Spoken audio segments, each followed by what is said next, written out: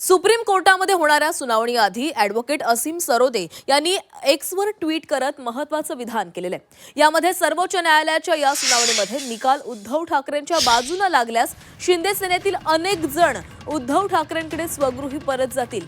तसंच उद्धव आणि राज ठाकरे मिळून मुंबई महापालिकेतील राजकारण फिरवू शकतील असा दावाही असीम सरोदे यांनी केलेला आहे।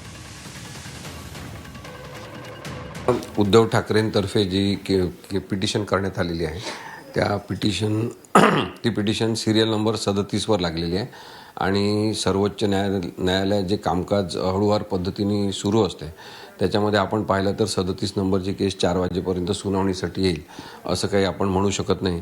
त्यामुळे कदाचित पुढची तारीख होण्याची शक्यता जास्त आहे, म्हणून कदाचित तारखा हा एक मार्ग असू शकतो। कसं होणार? पण आता याच्यात दुसरी गोष्ट तुम्ही जी विचारलेली महत्त्वाची आहे की जे नगरसेवक म्हणून शिंदे सेनेतर्फे निवडून आले, जे आमदार म्हणून शिंदे सेनेतर्फे आले, जे खासदार म्हणून आले, तर ते जेव्हा निवडून आले सगळेजण तेव्हा कायदेशीररित्या हा शिवसेना हा पक्ष एकनाथ शिंदे यांना देण्यात आलेला होता। कायदेशीररित्या ते धनुष्यबाण हे चिन्ह वापरू शकत होते, त्यांना ते अधिकार निवडणूक आयोगाने दिलेले आहेत।